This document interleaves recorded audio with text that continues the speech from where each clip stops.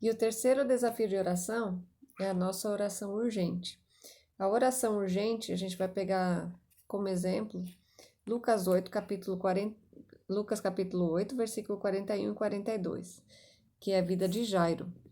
Eis que veio um homem chamado Jairo, que era chefe da sinagoga, e prostrando-se aos pés de Jesus, suplicou-lhe que fosse até sua casa, pois tinha uma filha única de uns 12 anos que estava morrendo. Enquanto Jesus caminhava, as multidões o apertavam. Então, o pedido de Jairo, a oração dele, o pedido dele para Jesus era urgente, porque a filha dele de 12 anos estava morrendo. Ele sabia que ela estava nos últimos minutos de vida dela, né? Então, ele não podia esperar. Mas a oração urgente não quer dizer que a gente não possa esperar. A oração urgente é para nós, urgente, colocar para Deus com urgência, com rapidez. Mas não quer dizer que Deus tem que responder urgentemente, né? Porque Deus tem o tempo dele e os propósitos dele. Então, a oração urgente não é uma oração desesperada. Deus me dá logo a resposta. Ela também não é uma oração em que eu vou colocar para Deus o que eu quero que Deus faça. Deus quer que eu coloque nas orações o meu desejo, o desejo do meu coração. Deus, eu desejo que a minha filha seja curada, no caso de Jairo ali, né? É o que ele pediu para Jesus. Mas ao mesmo tempo não é uma imposição, né? Eu estou impondo que seja desse jeito que Deus responda logo. Não é isso, né? A oração urgente é a gente colocar o nosso desejo para Deus e descansar e esperar nele. E Jairo teve que aprender isso difícil, de uma maneira difícil, porque na hora em que que ele fez esse pedido para Jesus, Jesus estava indo em direção à casa de Jairo, chega a mulher de fluxo de sangue que toca nas vestes de Jesus. E Jesus não deixa de atender um, né, porque ele está atendendo o outro, né? Isso é a maravilha de Deus, porque quantidade de orações e de pedidos que chegam para Deus, e Deus tem tempo para cada um deles. E nesse momento, Jairo esperou, teve que aguardar, porque Jesus estava tratando o caso de outra mulher, o pedido de outra mulher. Ela não teve coragem de pedir, mas ela fez um gesto com fé, que Jesus acabou atendendo o desejo do coração dela. Isso é outro ensinamento para a gente, né? Então, quando ele tratou aquela mulher do fluxo de sangue, Jairo, o pedido dele era urgente, mas ele teve que esperar. E quando ele estava terminando de falar com ela, ele ainda estava falando com a mulher do fluxo de sangue, veio uma pessoa da casa do chefe da sinagoga dizendo: a sua filha já morreu, não incomodes mais o mestre. Versículo 49. Mas Jesus, ouvindo isto, ele estava atento, que Jairo ainda estava ali. Ele não esqueceu do pedido do Jairo, enquanto ele estava atendendo a outra mulher, né? Ele estava ouvindo, mas Jesus, ouvindo isso, lhe disse: não tenha medo, apenas creia e ela será salva. Jesus parou um pouquinho com a mulher do fluxo de sangue, falando: calma, Jairo, não fique assustado. Eu ainda estou ouvindo o seu pedido.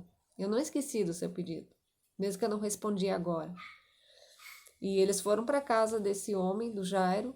Ele levou 3 discípulos consigo, entrou com o pai e a mãe, pegou na mão da menina e mandou ela levantar. E ela se levantou e viveu de novo. Então o milagre foi maior ainda, né? Não somente era um milagre de cura, mas foi uma ressuscitação que Jesus fez ali. Então, já ele teve que esperar, teve, mas ele ainda teve uma resposta maior ainda, né? E isso tem uma coisa para ensinar para a gente, né? Porque a resposta de Deus nem sempre é aquilo que a gente está esperando, mas ela ainda pode trazer maior glória ainda para Deus, né? Mesmo uma resposta negativa, no caso de se a menina não fosse curada, se Jesus não fosse ressuscitar essa menina, né? A força que Deus poderia dar para Jairo suportar aquilo ali poderia trazer glória a Deus se ele tivesse com a vida correta com Deus e estivesse em comunhão com Deus, né? Então a oração é urgente para nós colocarmos com urgência o pedido para Deus, mas na resposta muitas vezes a gente ainda precisa esperar e não impor a nossa vontade, né? Então, qual que é o exemplo para hoje? Esse vírus, né? Esse coronavírus, ele tá aí no mundo tal, né? A nossa oração é urgente quando chega alguém na nossa família, alguém próximo que está doente. Tudo bem, a nossa oração, nosso pedido é de colocar com urgência a vida dessas pessoas que amamos, né? E que ficam doentes. A nossa oração é urgente para colocar isso para Deus, mas não desesperado. Né? Jairo colocou para Jesus, mas não entrou em desespero. Senhor, para de atender essa mulher, porque eu preciso que o Senhor me responda agora, minha filha vai morrer. Não, ele soube esperar. Né? Ele não estava Ele ficou assustado, Jesus acalmou o coração dele depois, mas ele não estava desesperado a ponto de interromper Jesus, de parar de pedir para que ele parasse de atender e conversar com aquela mulher e vamos depressa que senão vai acontecer uma tragédia. Não, ela está ligada com fé também. Né? A oração urgente, ela está ligada com a oração confiante, que está ligada com fé. Né? Então, nesses tempos que a gente está vivendo de coronavírus, a oração é urgente, mas nós não podemos estar desesperados. Porque o desespero mostra que a gente não tem, que a gente está mostrando que Deus perdeu o controle. E o cristão não é assim. Né? O cristão sabe que ele passa por dificuldade, mas que Deus não perdeu o controle de tudo. Né? Deus ele não falou que a gente não iria passar por problemas, que a gente não iria passar por doenças, que a gente não iria passar por morte. Mas Deus prometeu que estaria com a gente. Então por que o desespero? Né? Confiemos na vontade de Deus. Né? Nós temos aí, irmãs, um retiro pela frente. Né? Deus já tem feito grandes coisas, se você está acompanhando esse grupo. Né? Nós já vimos nos testemunhos que Deus já fez grandes coisas na vida de muitas aqui que estão fazendo os desafios. E mesmo daquelas que não estão compartilhando, eu tenho certeza que Deus também faz. É importante compartilhar os desafios que você faz, é importante, porque isso estimula outras. Né? E nós podemos ver por aquelas que compartilharam grandes coisas que Deus tem feito. E como que a gente vai duvidar que é a vontade de Deus esse retiro? Acho que não é a vontade de Deus porque tem um vírus no mundo. Gente, o cristão não é desesperado. Né? O cristão faz aquilo que precisa, toma os cuidados que precisa, mas sabe que Deus está no controle de tudo. Né? Então, é na provação, na dificuldade que a oração urgente mostra os seus frutos também. Né? É preciso ter a preparação para que no dia da dificuldade a oração urgente não seja desesperada. Né? E o nosso último desafio foi sobre a oração íntima. Vamos gastar só um pouquinho mais de tempo com ele, que o exemplo é Êxodo 32, 33 na verdade, mas Êxodo 32, 9 a 14 fala sobre Moisés, quando ele estava lá no monte recebendo as tábuas e o povo estava lá embaixo dançando ao redor do bezerro, né? E falando que aquele bezerro de ouro que tinha tirado, que eram os deuses deles, que tinha tirado eles do Egito, né? Então o povo estava desenfreado daquele jeito. Mas é interessante nessa história que Moisés orou a Deus e fez uma oração, um pedido diferente, e Deus atendeu. Deus falou para Moisés: Moisés, desce agora e sai do caminho, porque eu vou destruir esse povo todinho, e de você eu vou fazer uma grande nação. Porque a promessa de Deus era que de Abraão iria vir uma descendência, que seria o povo judeu, seria uma grande nação. Moisés era descendente de Abraão. Deus poderia destruir todo o povo e fazer de Moisés uma grande nação através dele, que era um descendente de Abraão, e estaria cumprindo a promessa dele ainda, porque Deus não quebra suas promessas. Mas Moisés fez um pedido. Moisés falou: Deus, não destrói esse povo. O Senhor sabe que ele é um povo difícil. Mas o que os egípcios vão falar? Eles vão falar que o Senhor tirou eles, esse povo do Egito, para matar eles no deserto. O que os inimigos do Senhor vão falar? Não destrói esse povo. E Moisés clamou a Deus. E argumentou com Deus no seu pedido. Isso que é a nossa oração íntima, né? Que a gente viu esse mês. Agora, por que ele podia argumentar com Deus e fazer um pedido tão ousado para Deus? Para que Deus mudasse a sua vontade, Deus atendeu e mudou a vontade dele e não destruiu o povo. Né? Por que ele fez isso? Porque ele tinha intimidade. Né? Se a gente não tem intimidade, a gente não pode pedir assim para Deus. A gente não se sente à vontade de pedir isso para Deus. Né? Então, a intimidade de Moisés com Deus fez com que ele pudesse argumentar com o próprio Criador. E Deus ouviu e mudou de ideia. O povo foi poupado. Mas, Êxodo 33, 2 a 5, fala assim... Estou em Gênesis. Êxodo 33, 2 a 5. Fala assim: enviarei o anjo adiante de você e expulsarei os cananeus, os amorreus, os heteus, ferezeus, heveus e jebuseus. Vão para uma terra que mana leite e mel. Eu não irei no meio de vocês, porque vocês são um povo teimoso, para que eu não os destrua no caminho. Então, Deus não destruiu o povo? Não destruiu. Mas Deus falou: não vou andar no meio de vocês. Porque se eu andar no meio de vocês, eu vou matar vocês. Porque vocês são rebeldes. Agora, olha o versículo 7 a 9. Ora, Moisés costumava pegar a tenda e armá-la para si fora, bem longe do arraial. ele a chamava a tenda do encontro. Todo aquele que buscava o Senhor saía à tenda do encontro, que estava fora do arraial. Quando Moisés saía para a tenda, fora, todo o povo se erguia, cada um em pé à porta da sua tenda, e seguiam-no com os olhos, até ele entrar na tenda. Quando Moisés entrava na tenda, descia a coluna de nuvem e punha-se à porta da tenda. E o Senhor falava com Moisés. Então, a tenda do encontro, ela significava a amizade íntima que Moisés tinha com o Senhor. Era ali que Moisés refazia as forças dele, porque o povo era difícil de lidar com ele, né? E olha o versículo 11. O Senhor falava com Moisés face a face, como quem fala com o seu amigo. Depois Moisés voltava para o arraial.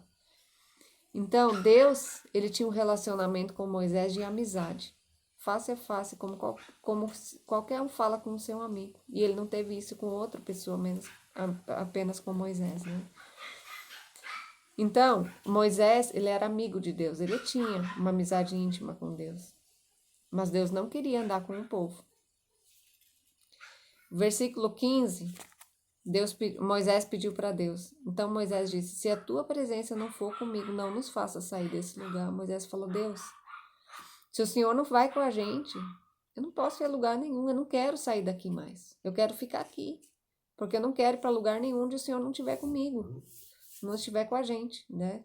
Deus não vai conosco se o nosso coração está como o povo de Israel, né? Exemplos para hoje: inveja, se temos inveja no nosso coração, amargura, preguiça, ira, murmuração. Deus não quer andar conosco se nós estamos com essas coisas no nosso coração. E é tão fácil a gente deixar essas coisas entrar no nosso coração, né? Por isso que todos os dias a gente tem que clamar a misericórdia de Deus, tem que pedir o perdão de Deus para a gente poder estar em comunhão com Ele, para que Ele ande conosco, né? Então, qual a nossa atitude se Deus não respondesse a nossa oração como queremos? Por exemplo, a gente pede, chega a tragédia na nossa família, alguém fica doente, alguém está à beira da morte, alguém está com coronavírus, está lá num respirador, por exemplo, que é uma coisa bem atual, né? Uma tragédia. Um desemprego, doença, morte. Qual vai ser a nossa reação? Né? A nossa atitude diante da dificuldade que chega. A gente se preparou com essas orações, com essa comunhão com Deus, para ter a atitude certa na hora, para dar os bons frutos, na hora que a árvore precisa dar o fruto, né? Deus se irritava com o povo porque eles não suportavam dificuldades, eles sempre estavam desanimando. E era isso que irritava Deus quando ele andou com o povo de Deus no deserto, né? Porque o povo sempre estava desanimado, sempre estava depressivo, sempre estava insatisfeito, sempre estava reclamando, sempre estava desesperado. Agora a gente vai morrer, né? Eles tinham esse tipo de atitude em que nós podemos cair também. Mas sabe, Deus não quer andar com o povo assim. Ele quer ficar de longe, né? Deus mandou apenas o anjo para ir com eles. Mas Moisés queria o Senhor. Será que nós estamos nos contentando com o anjo? Tá bom, o anjo vai com a gente, tudo bem. Nos contentamos com sermos conhecidos de Deus ou queremos a amizade íntima dele? Moisés, ele não queria uma vida, né, só de conhecer o Senhor. Ele queria intimidade com o Senhor. Ele queria o Senhor com ele, não apenas o anjo. Nossas atitudes estão fazendo apenas Deus não andar conosco, mas apenas o anjo andar conosco e não o próprio Senhor. Contentar-se com menos do que podemos ter se chama mediocridade. Muitas vezes nós podemos cair na tentação de termos uma vida cristã medíocre, de aceitar certas atitudes, certos pecados na nossa vida, mas é na provação, na dificuldade que a oração íntima mostra os seus frutos. Eu sempre falo, não importa o que acontece, importa o que a gente faz com o que acontece. É na dificuldade que só vai conseguir mostrar o fruto do Espírito se tiver uma verdadeira vida de oração e comunhão com Deus. Então, o adubo e a água preparam a árvore para ela dar os frutos na hora certa. E o nosso tempo de oração, os nossos desafios de oração, nossa comunhão com Deus, estão nos preparando para que na hora da dificuldade a gente tenha a atitude certa, né? E não seja aquele cristão que está desesperado, Seja com um vírus, seja com uma dificuldade, com uma tragédia, e Deus nos abandonou, e meu Deus do céu, o que vai ser? Não, né? Nós estamos nos preparando para que na hora da dificuldade, nós como cristãos tenhamos a atitude certa e lembremos que Deus não perdeu o controle, né? Isso é dar um bom fruto. Então, que a gente possa estar buscando dar esse bom fruto, né? Que agrada ao Senhor e que é o testemunho para os que não conhecem a Cristo que estão ao nosso redor. Amém? Deus nos abençoe.